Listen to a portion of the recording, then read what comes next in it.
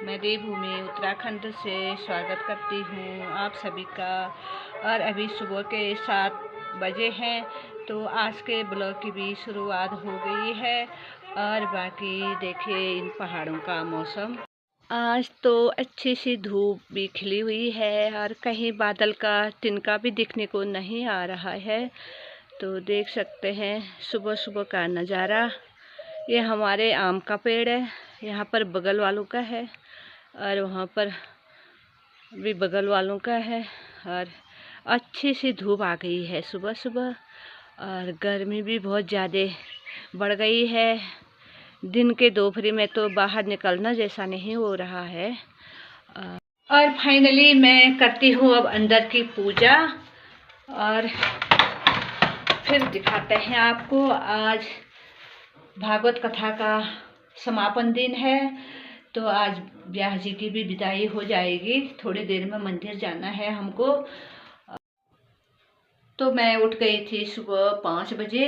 तो मैंने नहाया धोया, कपड़े धोए, झाड़ू पोछा करा, और फिर मैंने थोड़े पूरी बनाई और थोड़ा हलवा बनाया मंदिर में चढ़ाने के लिए।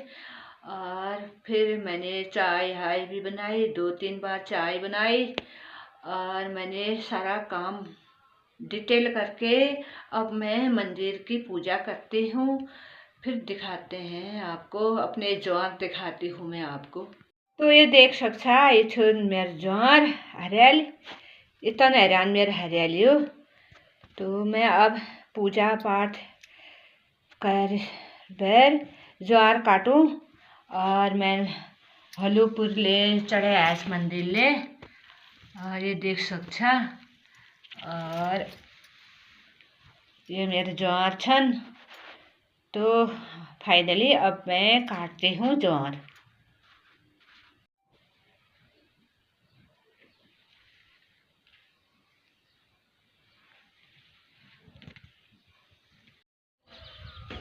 तो दोस्तों मैं चल पड़ी मंदिर कथा सुनने। आज तो फाइनली है, अकेली जा रही हूँ। आज मेरे साथ वाले नहीं आए क्योंकि उनके घर में मेहमान आए हैं, तो इसलिए नहीं आई। तो मैं अकेले जा रही हूँ चल के, थोड़ा ही है चलना। और चलिए फिर मंदिर में पहुँच के दिखाएंगे कौन कौन आते हैं आज, फिर मिलेंगे। दधानां हस्तपद्मा शुभोदया। माँ कुष्मांडा के हाथ में आपने देखा होगा 2 घड़े रहते हैं। कुंभ, कुष्मांडा का मतलब कुंभ लिए हुए। कुंभ किससे बने होते हैं? मिट्टी से। एक कुंभ में रक्त भरा है और दूसरे कुंभ में अमृत। एक कुंभ में क्या भरा है?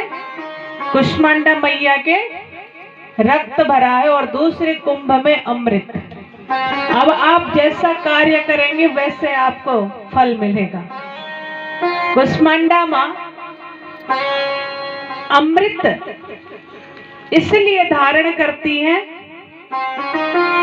कि अगर, कहने का मतलब सात्विकता, अच्छे विचार और बुरे विचारों का एक साथ परिचायक है कुष्मांडा। दोनों विचारों का फल देने वाली कुष्मांडा है, विचार मात्र। तो अपने विचारों को अमृत योग्य बनाएं।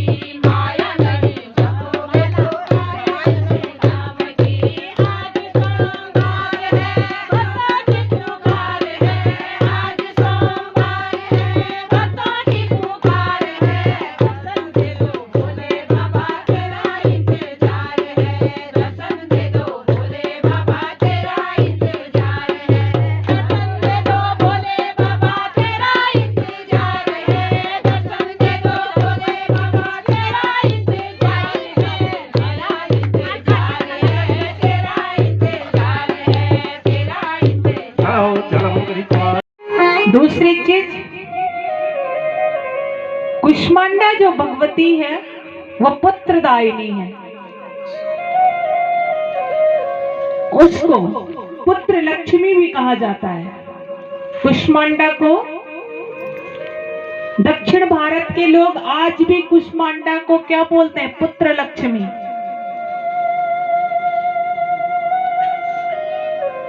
चतुर्थ दिन की जो देवी है, अपुत्रम पुत्रो लभते, जिसकी संतान नहीं हो रही है और संतान में भी पुत्र नहीं हो रहा है, तो चतुर्थी की जो माता है कुष्मांडा, वो पुत्र देने वाली होती है। और अगर हमने 9 दिनों की कोई कथा नहीं सुनी और अंतिम दिवस की पयपानम, अगर आपने अंतिम दिवस की खीर किसी ऐसी स्त्री को खिलाई जिसको संतान प्राप्ति नहीं हो रही है, संतान प्राप्ति निश्चित है। भोग लगने के बाद किसी ब्राह्मण को जिमाने से पहले, हवन के तुरंत बाद, उस स्त्री को उस हवन के लिए बनी हुई खीर इतनी सी बनती है, थोड़ा बचाई जाती है कि उसको दी जाएगी। हवन के लिए जो खीर बनती है, उस खीर खाने मात्र से देवी भागवत बोल रहा है पुत्र प्राप्ति होगी। श्रद्धा का परिचय देते हैं। 5वां दिन स्कंद माता का है। स्कंद कौन है? स्कंद कौन है? कोई बताएगा? स्कंदः कुमार सेनानी स्वामी शंकर संभव, गांगेयस्ताम्रचूडश्च ब्रह्मचारी शिखिध्वजा, तारकारी रुमापुत्र क्रौंचारिश्च षडाननः, शब्द ब्रह्म समूहश्च सिद्ध सारस्वतो गुहा। स्कंद कुमार कौन है? जिसको हम कार्तिकेय जी बोलते हैं। जिसको हम क्या बोलते हैं? कार्तिकेय जी। 6 मुख वाला। कितने मुंह वाला? 6 मुख वाला। स्कंद कुमार सेनानी स्वामी शंकर संभव, जिसका स्वामी कौन है? भगवान शंकर है। गंगे ताम्रचूडश्च, जिसके पास गंगा यमुना आदि की शक्तियां हैं, लेकिन पुत्र किसका है? तारकारी रुमा पुत्र, उमा का पुत्र है। उमा कौन है? पार्वती। इसलिए स्कंद माता उन्हें इसलिए बोला जाता है कि उन्होंने 6 मुख वाले स्कंद को जन्म दिया, जिसको हम कार्तिकेय के रूप में जानते हैं। कार्तिकेय रूप में उन्हें लाया गया था कि पुत्र, आपके हर समय 6 मुख अच्छे नहीं हैं। सामान्य लोगों को सामने आपको एक मुख में जागने का विधान है, सोने का नहीं। इनमें प्रहर पूजा होती है, प्रहर पूजा। आप लोगों ने देखा होगा कि शिवरात्रि के दिन प्रहर पूजा होती है। प्रथम प्रहर 11 बजे लगभग शुरू हो जाता है। दूसरा प्रहर 12:15 के बाद शुरू होता है। तीसरा 3:15 के आसपास, और चौथा सुबह ही होता है 5 बजे के आसपास। ये 4 प्रहर की पूजा होती है। और पहाड़ों में तो आज भी नियम है कि 2 प्रहर की पूजा अब भी होती है। कौन कौन सी होती है बताइए? अब तो पता नहीं, पहले गाँव में शाम को मंदिर में ढोल बजते, सुबह 4 बजे बजते थे और शाम की 6 बजे बजते थे।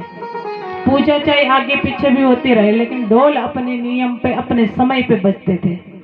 और सुबह तो पहले गांव के लोग उठते ही उन ढोल की आवाज से थे कि प्रहर की पूजा के ढोल बज चुके। और शाम के ढोल जो बजते थे उसके बाद भोजन नहीं करते थे। कारण क्या है पता है? पहले के लोग बड़े वैज्ञानिक थे, वैसे हम लोग समझ नहीं पाए, वो अलग बात है। बोलते हैं रात्रि 10 बजे के बाद भोजन नहीं करना चाहिए थे, तो ढोल पहले ही बज जाते थे कि अब भोजन न करें, अब रात्रि चल की भोजन का समय हो गया। यानी राक्षसों के भोजन का समय हो रहा है, तुम्हारा नहीं। जिसने कर लिया ठीक, नहीं किया तो अब कल करना, इसलिए ढोल बजते थे। और हमारे यहाँ तो ये प्रथा आज भी लागू है। गांव में 2 प्रहर की पूजा होती है बढ़िया से, और ढोल बजते हैं। और उसके बाद शाम का जब ढोल बजते तो उसके बाद खाना नहीं खाना, उससे पहले पहले सब बना बना के खा लेते हैं। ये 7 बजे 8 बजे तक बजता है ढोल शाम के। और सुबह 5:30, 4 से 5:30 के बीच एक बार ढोल बजेंगे बढ़िया वाले। सारे गांव के उठ जाते हैं आराम से, अलार्म की जरूरत नहीं पड़ती। कहते हैं कि अब तो देव प्रहर सब उठ चुके हैं, तुम भी उठो। माताएं अगर लड्डू गोपाल या भगवान राम की सेवा कर रही हैं तो उन्हें भी इसी प्रहर में उठाना चाहिए अपने भगवान को, जो सुलाती है, खिलाती हैं, जो बच्चे जैसे गोपाल को पार रही हैं।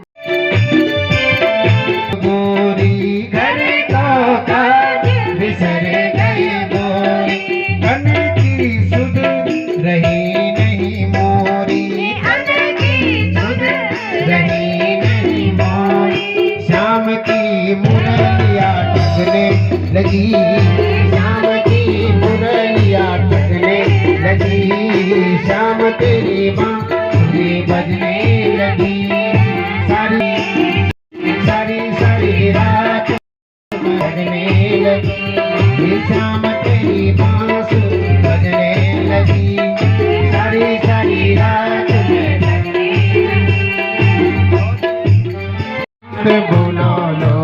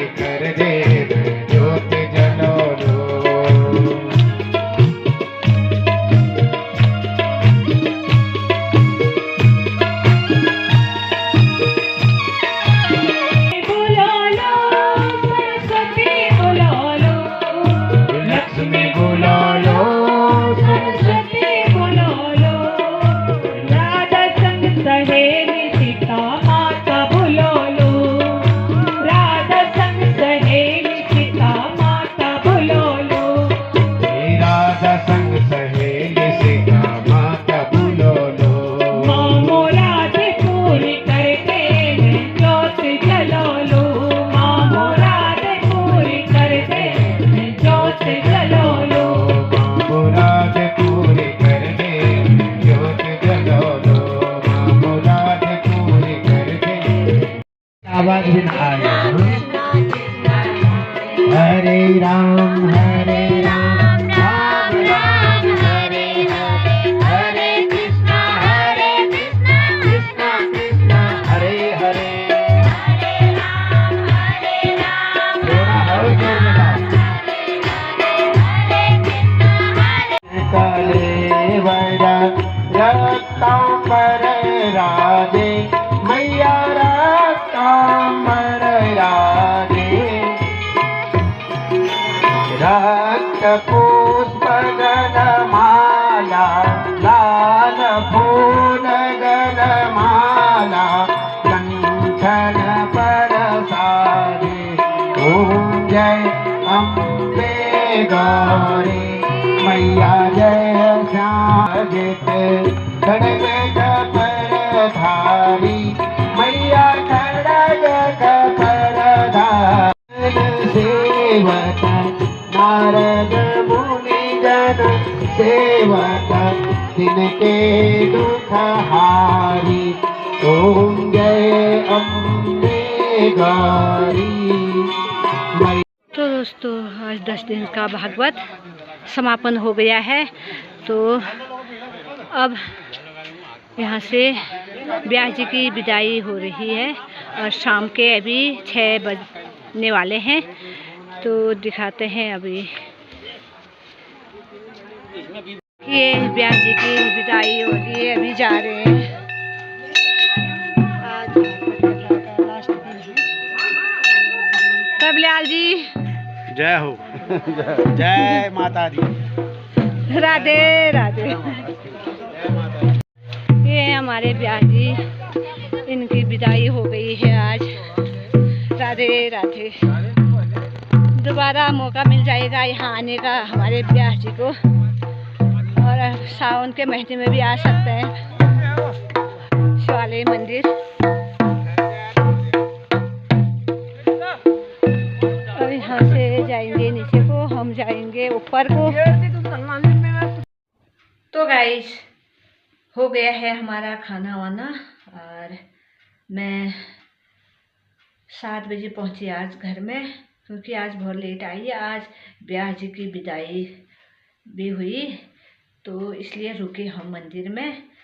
और ब्याह जी की विदाई पर सब हम इमोशनल हो गए, क्योंकि बहुत अच्छी कथा सुनाई ब्याह जी ने, और बोल भी नहीं पाई ज़्यादा, तो इसलिए मैं लेट पहुंची घर में। 7 बज गए थे। और तो कपड़े वपड़े बदले और हाथ मुँह धोया, दिया बाती करी, चाय बनाई और फिर खाना वाना बनाया। खाना वाना करके अब आ गई हूँ अपने रूम में। तो आज का ब्लॉग यहीं पर एंड करती हूँ, फिर अगले ब्लॉग पर मिलेंगे। तब तक के लिए बने रहे। Bye, good night.